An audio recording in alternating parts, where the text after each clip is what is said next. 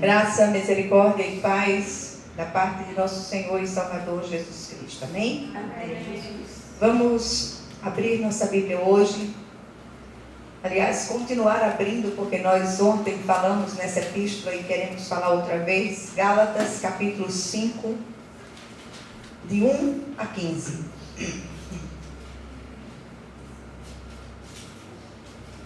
O Senhor tem trazido ao meu coração mensagens nesta epístola, também chamada de Carta da Liberdade. Gálatas, capítulo 5, de 1 a 15. Diz assim a palavra do Senhor. Para a liberdade foi que Cristo nos libertou. Permanecei, pois, firmes, e não vos submetais de novo a jugo de escravidão. Eu, Paulo, vos digo que se vos deixar de circuncidar, Cristo de nada vos aproveitará. De novo testifico a todo homem que se deixa circuncidar que está obrigado a guardar toda a lei. De Cristo vos desligastes, vós que procurais justificar-vos na lei, da graça decaíste. Porque nós, pelo Espírito, aguardamos a esperança da justiça que provém da fé. Porque em Cristo Jesus nem a circuncisão, nem a incircuncisão tem valor algum, mas a fé que atua pelo amor. Vós corrieis bem, quem vos impediu de continuardes a obedecer à verdade? Esta persuasão não vem daquele que vos chama. Um pouco de fermento leveda toda a massa.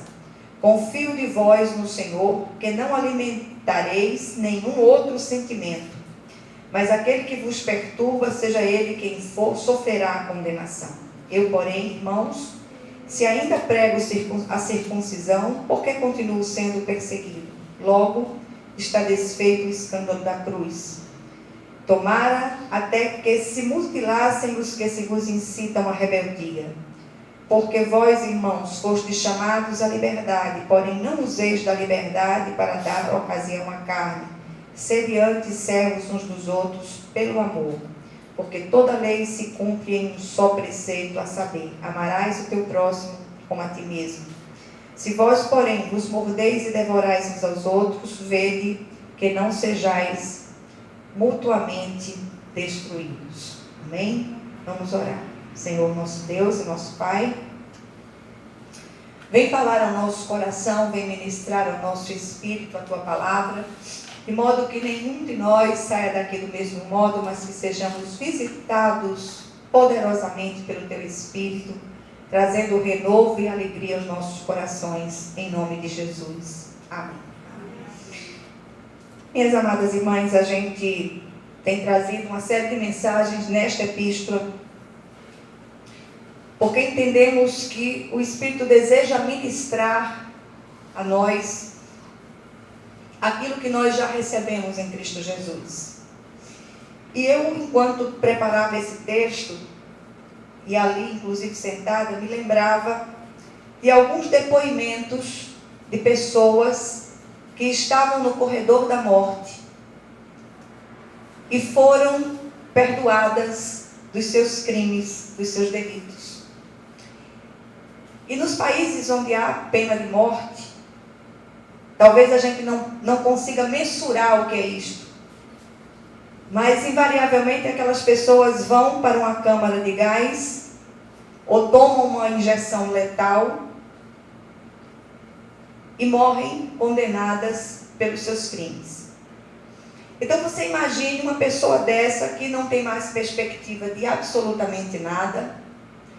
Cessaram todos os sonhos, cessaram todas as esperanças, cessaram todas as possibilidades. E essa pessoa vai se dirigindo para o corredor da morte, ou está no corredor da morte, seguindo para o lugar, o local, o horário, onde será ministrada aquela injeção letal, ou ela vai ser submetida àquela câmara de gás. E de repente, na última hora, no apagar das luzes, essa pessoa recebe a notícia, alguém interrompe aquela situação e diz: olha, você foi perdoado, você foi absolvido, você não precisa mais temer. Por que eu estou trazendo essa imagem tão forte para o grupo essa tarde? Porque eu tenho visto muitos crentes em Jesus, tristes, abatidos, alquebrados, derrotados. E a última coisa que a gente poderia fazer na terra era manifestar uma tristeza. Porque eu me lembrei agora do irmão Celestino, ele diz: quem tem o que nós temos não pode ser triste. Nós recebemos a absolvição, nós recebemos o perdão dos nossos pecados, nós fomos resgatadas do nosso vil procedimento, nós estávamos no corredor da morte, não a morte física apenas, mas a morte eterna, que é a eterna separação de Deus. E neste corredor, no apagar das luzes, nós recebemos a grande notícia: você foi perdoado, está consumado, a obra está feita. Alguém foi morrer em seu lugar. E esse alguém foi Jesus. Então eu queria dizer a você: coragem, ânimo, levante a sua cabeça, glorifique o seu Deus, porque você foi perdoado. Sua dívida foi paga. O escrito da dívida foi apagado, literalmente. Então essa carta, ela poderia ser chamada de a grande carta da liberdade. Paulo insiste aqui em falar sobre isso, porque aqueles irmãos da região da Galácia, eles haviam recebido esse perdão, haviam recebido o Espírito da graça, e mais uma vez eles se deixavam intimidar pela ação nefasta daqueles falsos mestres daqueles dias, que entravam nas igrejas e começavam a exigir que a salvação deles estivesse atrelada a determinadas práticas da lei. A nossa salvação está vinculada apenas a uma coisa: a morte vicária, substitutiva de Jesus na cruz do Calvário por nós. Não precisa penitência, não precisa pagar isso, pagar aquilo, pagar voto, pagar isso. Nada é necessário. Nada precisa ser acrescentado à obra da cruz. A obra da cruz está completa. Na hora que eu digo: Senhor, eu te recebo como meu Senhor e Salvador pessoal, sua vida é zerada. Espiritualmente você vai ser vivificada pelo Espírito de Deus, e você nasce de novo da água e do Espírito e começa uma nova história. Sua história será reescrita e não há mais maldição, não há mais condenação, não há mais peso, não há mais culpa. Isso é sério demais. E há muitos crentes mal instruídos que se deixam levar por esse peso, por essa agonia de achar que a salvação se perde. Então eu queria chamar a atenção: a nossa liberdade, ela é baseada na obra redentora de Cristo, que nos transportou do reino de trevas para o seu reino de amor. A nossa posição em Cristo é assentadas nos lugares celestiais em Cristo. Se você fechar seus olhos hoje na terra, você abrirá seus olhos na presença gloriosa do nosso Senhor. Isso é maravilhoso demais aos nossos olhos. Tudo que a gente está vendo aí, toda essa loucura que está vendo à nossa volta, tudo isso cessará. A nossa leve e momentânea tribulação produzirá para nós eterno peso de glória acima de toda comparação. Então o apóstolo Paulo, falando aos filipenses, preso numa situação difícil, dentro de uma prisão imunda, fedida, escura, ele diz aos filipenses: alegrai-vos. Eu vos digo outra vez, alegrai-vos. Então eu venho dizer essa palavra para vocês hoje, eu vim encorajá-las a se alegrarem no Senhor. Não importa aquilo que nós estamos vivendo hoje, temporalmente. Tudo isso vai passar, as agonias passarão, as aflições passarão, as tribulações passarão, os relacionamentos, por mais tumultuados que eles sejam, eles cessarão. E nós temos a glória eterna de nosso Senhor e Salvador Jesus Cristo por nós. Está ouvindo? Então o Senhor levou cativo o cativeiro, nos livrou do peso e da culpa que nos esmagava, nos livrou da penalidade do pecado e das forças infernais. Tudo se fez novo. Fomos libertados e capacitados para vencer. Já andamos em vitória por meio daquele que nos libertou, porque nós andamos com aquele que é o vencedor por excelência. Aqui vale um grande sonoro aleluia, porque é grandioso demais para que a nossa mente humana entenda a magnitude da obra da cruz. E eu tenho me encantado nesses dias com aquilo que o Senhor fez por nós. Você já imaginou? Ele saiu lá dos altos céus, tomou a forma humana e veio morrer no nosso lugar. Aquela morte na cruz era nossa. E ele veio morrer no nosso lugar. Amém. Ele nos alcançou no corredor da morte e disse: chega, venha para cá que eu vou tomar seu lugar. Foi isso que aconteceu. Então alegremos no Senhor, glorifiquemos o nome do Senhor, regozijemos-nos no Senhor, porque Ele é o Deus da nossa salvação. Dentro das sociedades pagãs da época havia cerimônias de castração.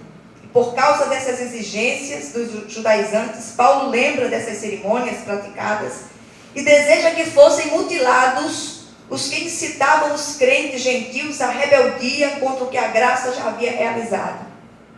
O que eles queriam, os judaizantes, era que os gentios se tornassem judeus, se circuncidassem, para depois se tornarem cristãos. Não há necessidade disso. A graça é suficiente e abundante para alcançar gentios e judeus de todas as épocas. E aí, a gente para e vê com tristeza hoje o ressurgimento de prática.